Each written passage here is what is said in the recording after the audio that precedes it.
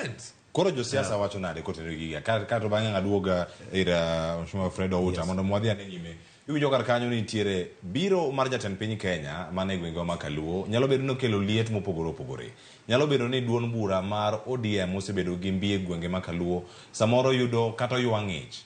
Gigi biro kaluwore kod ang'o. Kawuono wadani wawinja ne gigo manotimore mano chieng' ik mar wuon Elisha Jakoraro mano speaker e kaunti ma Kisumu kaunti ma Kisumu gwenge ma Nyaera. Gik mage manotimore jod bura noloso kacha kachiel koda ka jalup gavana kachiel koda ka jatend kweth manok e od bura kotene kod limbe mar Ruto Kaluo ka koro kama siasa dadonje tang'o aranga ne ni karaka gin kanya apise mag UDA mathothno yawo e gwenge ma Kaluo e kinde limbe ma kamagi bende wawinja ne kaka chal mar wach ne nitiere.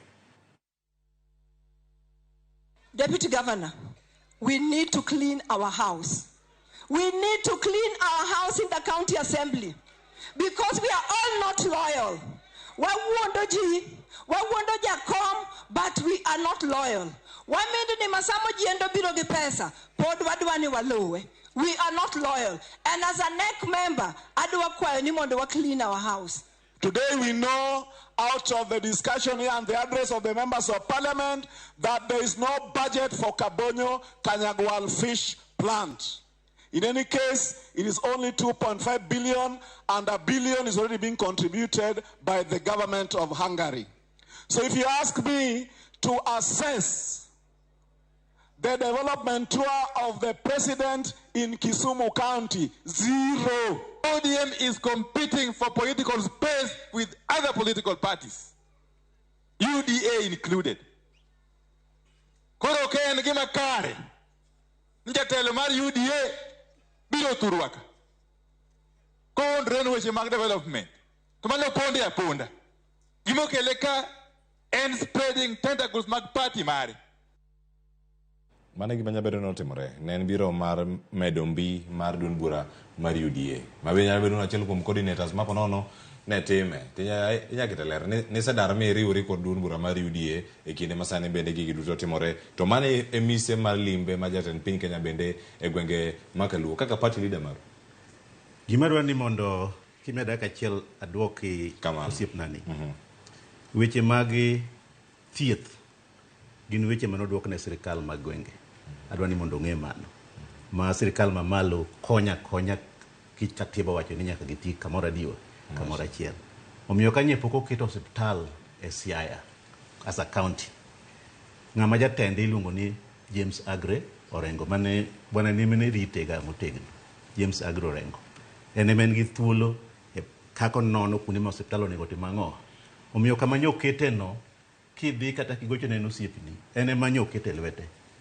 kendo nyoa kose kuny bur ok ni gin gik ma ikete e budget omiyo siasa mar osiepna ni kwatiko ka biro dhi madho kode chai mondo ng'ise ni mogoni no rumo jisa ni dhi mbele siasa mag maendeleo nikech wasebedo kwa pingo jaluo pingo to sani jaluo moriekore e weche ma monche wuok e lielgo siasa nyaka dhi mbele kendo gima wachi ni mit na kaka giwuoyo no ok dhi chalo negi 2027 nikech siasa ema dhi mbele president ikilo gang'o gi siasa ok wanyalo wacho ni ka president Daktari William Ruto kodhi kamora mora Kenya ka ni to weyo siasa mare chien otero development kich kata wan mwase dwaro igni gi te ong'eyo mondo watundi e loch maduong' mar Kenya ne watundo ni mondo wabed gi teko no tok nwa we weche mag siasa machien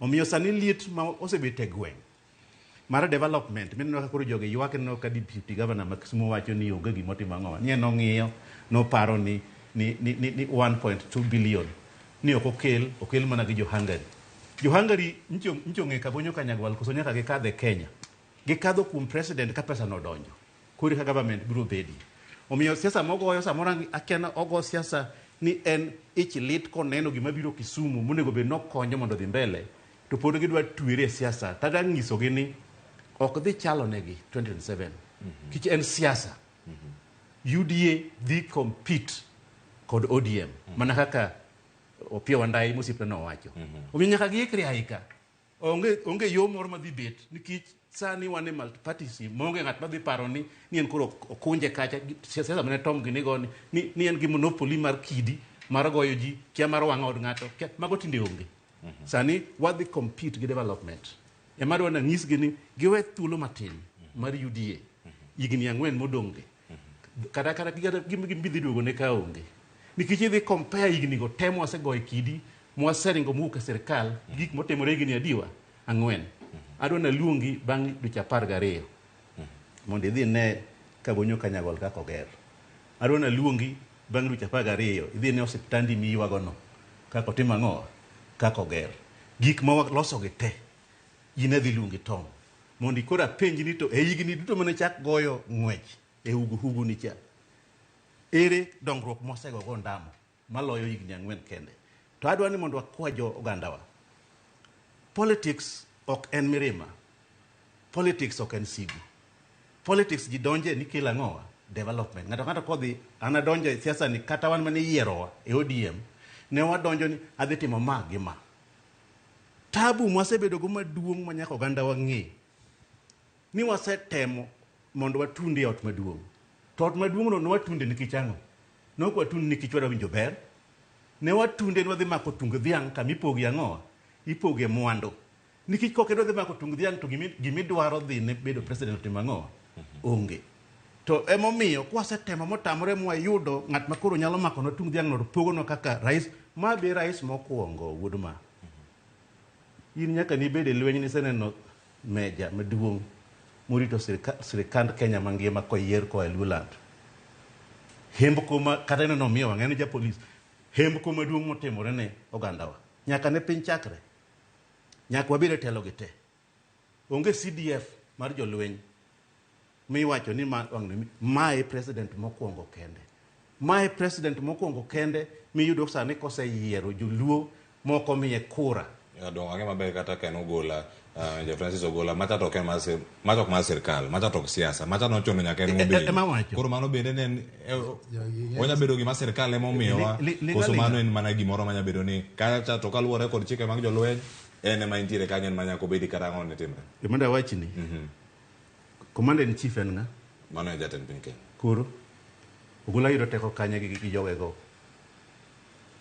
ng'amotelo ni ka en nga